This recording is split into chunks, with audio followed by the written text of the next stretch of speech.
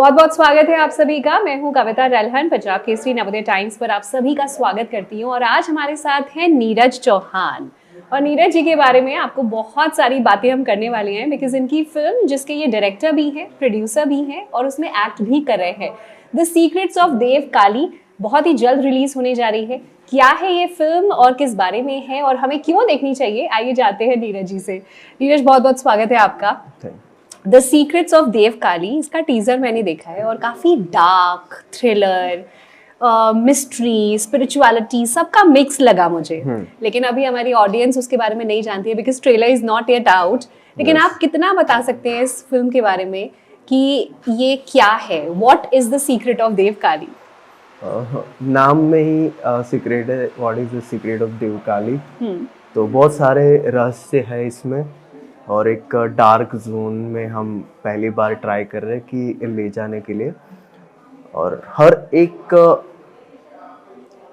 Scene में आपको एक रहस्य जानने को मिलेगा। और ये एक्सपेरिमेंट है हमारी ओर से, पहली बार कुछ नया करने की कोशिश कर रहे हैं। बेसिकली ये सस्पेंस थ्रिलर है जी।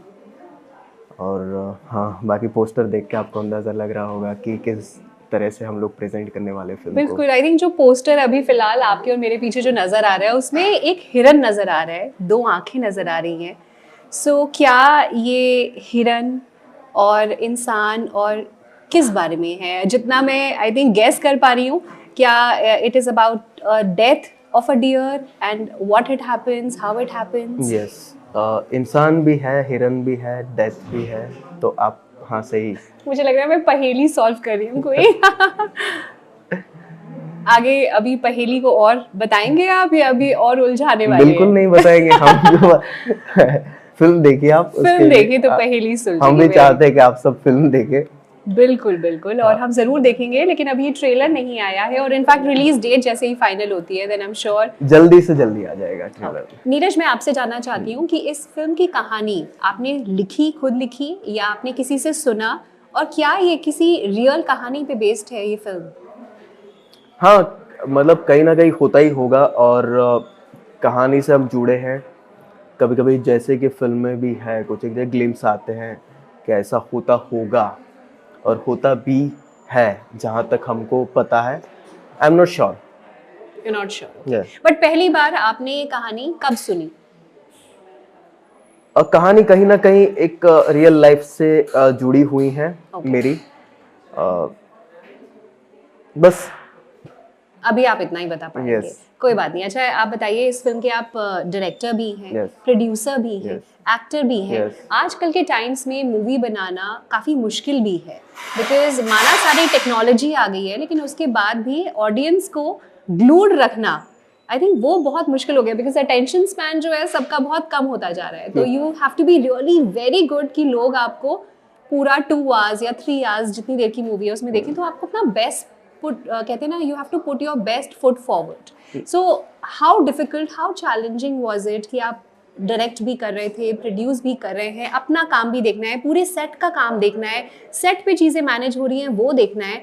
तो वो रोल कितना चैलेंजिंग रहा सारे रोल्स निभाते निभाते? जैसे कि आपने पूछा, कहा कि चैलेंज होता है, डिफ़िकल्ट होता है, ये सोच के ऊपर होता है। आपने सोच लिया कि डिफ़िकल्ट है तो उतना ही आपके दिमाग में बोझ बन जाएगी वो चीज़।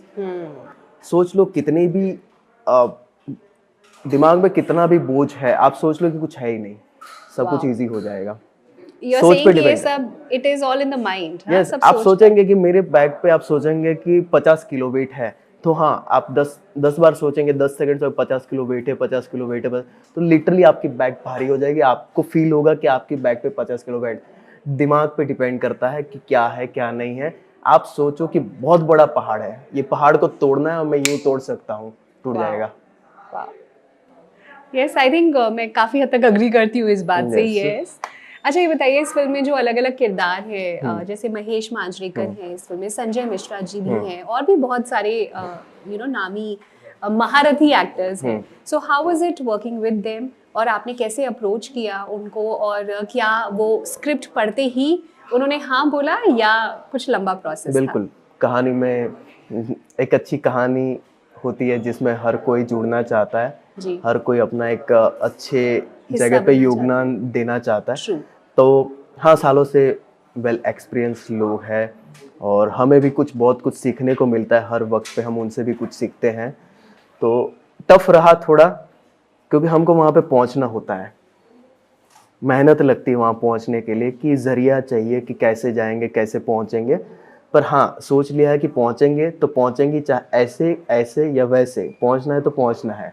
तो हाँ, हम लोग उन तक पहुँचे, उनको सुनाई कहानी, उनको कैरेक्टर के बारे में बताया, पूरा डिस्क्राइब किया कैरेक्टर, उनको अच्छा लगा और जुड़े, और साथ साथ में उन्होंने भी अपने इनपुट दिए कि इसको ऐसे नहीं नीरज, ऐसे कर सकते हैं, नीरज ऐसे नहीं, ऐसे करेंगे तो कैसा रहेगा।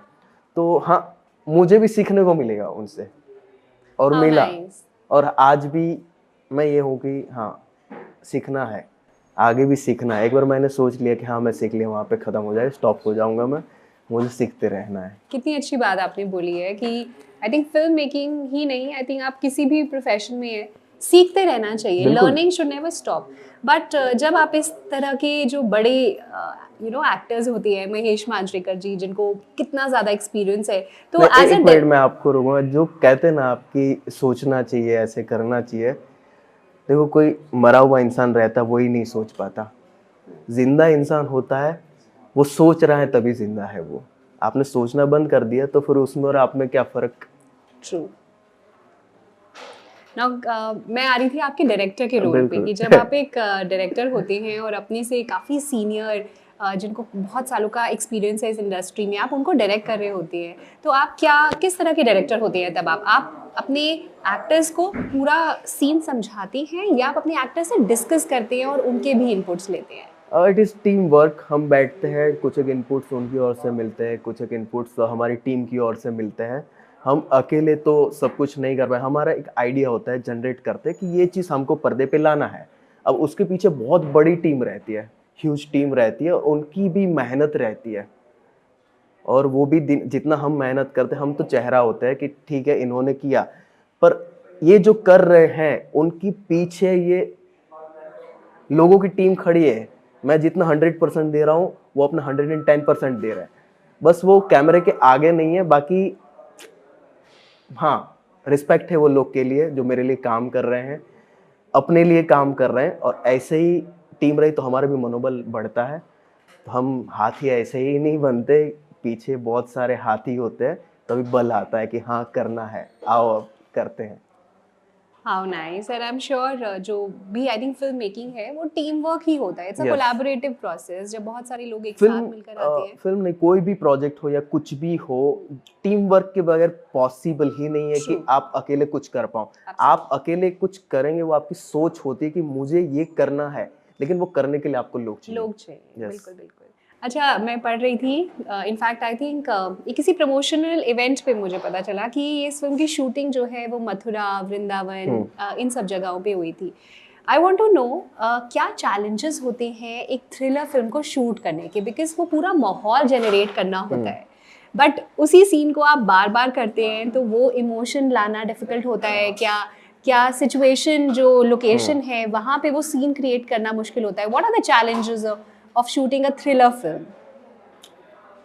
चैलेंज होता है थोड़ी, हाँ, थक भी जाते, जैसे हम आपको बोलेंगे कि मैं खुद भी कहूँगा आपको बैठना है, मैं बैठ जाऊँगा, खड़े होना उठ जाऊँगा, बैठना बैठ जाऊँगा, खड़ा होना। 50 बार बोले, हाँ थोड़ी थकान फील होगी उसके बाद, पर वो एक पार्ट बन जाता है कि चलो एक्शन सुनते ही एक आवाज़ आए, एक्शन, ओके, और फिर वो जो माहौल होता है उसको फील करते हैं, एंजॉय करते करते काम करते, ऑटोमेटिक होता रहता है चीजें। ओके, सो आपको बिल्कुल ऐसा नहीं लगा कि कोई चैलेंजेस थे? You are saying you used to enjoy. मैं पहले ही आपको कहा कि मैं सोचूंगा कि ये मेरे चैलेंज है, तो वो रियली में चैलेंज है मेरे लिए। मैं सोचता ही नहीं कि ये मेरे लिए चैलेंज है, मुझे ये करना है, कैसे भी करके करना है, और इसके अलावा मेरे पास कोई चांस ही नहीं है, ऑप्शन है ना, मैं ऑप्शन छोड़ता हूँ। मुझे करना है, कैसे करना है वो सोचो। एब्सोल्युटली। नहीं होगा सोच ले, मतलब ये नहीं होगा, खत्म हो गई बात। अच्छा, इस फिल्म में कहीं ना कहीं एंगल नज़र आता है स्पिरिचुअलिटी का, मिस्ट्री का, कुछ बिलीव्स का, यूनिटी का। यू टेल मी, आप रियल लाइफ में कैसे हैं? क्या आप स्पिरिचुअलिटी में विश्वास रखते हैं? What are the practices that you follow? कुछ जो पर्दे के पीछे जो नीरज चौहान है उनसे इंट्रोड्यूस कराइए। हाँ, हम बहुत एक सीधे साधे लड़के हैं। ओके, हमने मान लिया। हाँ, नहीं है। ओके, लोग यही कहते हैं कि हमने मान लिया, लेकिन हम नॉर्मल ज़िंदगी जीते हैं, ज़मीन पे बैठ के खाना खाते हैं, दोस्तों के साथ घूमने जाते हैं, बस बाकी जो नॉर्मल बच्चे करते हैं, लड़के करते हैं, वही सब चीज़ें हम भी करते हैं। अच्छा, आप इतनी नॉर्मल जो बच्चे हैं या नॉर्मल इंसान डायरेक्टर, प्रोड्यूसर और एक्टर का रोल नहीं निभा सकते जो आप निभा रहे हैं, तो ऑब्वियसली आप में बहुत खूब टैलेंट है। ये तो मेरा काम है जी मैं काम कर रहा हूँ ये, और मुझे ये करना है, मेरा शौक है। जी। बस इससे हमको जुनून मिलता है। बाकी हमारी एक पर्सनल लाइफ भी है, सिंपल लाइफ है, लाइफ जीते हैं। हाँ, फैमिली को थोड़ा कम टाइम दे पाते हैं, बहुत कम टाइम दे पाते हैं। अभी 4-5 दिन पहले ही मम्मी का फ़ोन आया था, मम्मी रो रही थी कि क्योंकि आदत नहीं है ना। हाँ। अभी सडनली ये सब पहली बार है। उनको आदत तो हर बार फ़ोन करते रहते, उस नाते फ़ोन भी नहीं करती है मुझे मम्मी। तो यह एक पर्सनल लाइफ भी है। और फिल्म मेकिंग के अलावा आपको किस तरह के इंटरेस्ट हैं, अगर मैं आपसे जानना चाहूँ? मुझे सोना बहुत पसंद है। मुझे ओके, थोड़ा सा वक्त मिल जाए मैं सो जाता हूँ। कोई नाइस। गाड़ी में जा रहा हूँ, सो जाओ। खाने का बहुत शौक है। ओके, मैं नाइस। हाँ, सोना नहीं मिला तो चलेगा, लेकिन खाना तो खाना चाहिए पहले। चाहिए, हाँ, ओके। क्योंकि हम गुजरात से हैं, सूरत ओके। से हैं, और कौन सी गुजराती डिश आपको बहुत पसंद है? सारी। सारी, ओके। हाँ, ढुकला, खमन, फाफड़ा, ऊंधियू, फिर खांडवी, जो भी आप बोले। हाँ, और हम खाते भी हैं। मुझे थोड़ा सा वक्त मिलता है, काम से थोड़ी फुर्सत मिल गई, चला जाता हूँ सूरत सीधा। जाके पहले मैं खमन की दुकान पे मिलूंगा। क्या बात है। अच्छा, दिल्ली में आपके कोई फेवरेट हैं खाने पीने के जॉइंट्स जहाँ आप जरूर जाना पसंद करते हैं? मैं दिल्ली तीसरी बार आया हूँ, और मैं ओके। खास करके जब भी दिल्ली आता हूँ तो मुझे यहाँ की चाप बहुत पसंद है, सोया चाप। यहाँ ओके। तो कल ही रात को हम अच्छा जी में गए थे, ओके, सोया चाप खाए थे। नाइस। तो मैं जब भी दिल्ली आता हूँ मैं सोया चाप पहले खाता हूँ। ऑलराइट, लेकिन दिल्ली के छोले भटूरे और दिल्ली की चाट बहुत पॉपुलर अभी है। तक नहीं खाई, अभी ये इंटरव्यू करने के बाद अरे, सीधा हम खाने आप जाएंगे चलिए, मैं वहाँ। आपको लेके चलती हूँ। हम बिल्कुल सीपी जाएंगे। में बैठे हैं और यहाँ पे पास में आई थिंक बंगाली मार्केट है, और वहाँ पे सब कुछ बहुत बढ़िया मिलता है। ठीक है, फिर इसके बाद अभी ये इंटरव्यू के बाद डेफिनेटली वहाँ चलते हैं। जाते जाते मेरा आखिरी सवाल आपसे, द बिल्कुल। सीक्रेट्स ऑफ देव काली, ये जो मूवी है, आप क्या एक्सपेक्ट कर रहे हैं कि ऑडियंस किस तरह का रिएक्शन देगी, या ऑडियंस को क्या फील होगा एज अ डायरेक्टर, बिकॉज आपने इतनी मेहनत करी है, आप एक्ट भी कर रहे हैं, प्रोड्यूस भी कर रहे हैं, तो आपको क्या लगता है कि ऑडियंस क्या फील करने वाली है मूवी देखने के बाद? हम ये सोचे कि हम मेहनत करते गए हैं, बस सोचा ही नहीं कि आगे क्या होगा। पब्लिक हमको एक्सेप्ट करेगी नहीं करेगी, क्या है, सोचा ही नहीं। एक छोटे से घर से शुरुआत हुई, एक दिया जलाया था, जो दिए से एक आग बनी। तब बस ये है कि पब्लिक के प्यार और सपोर्ट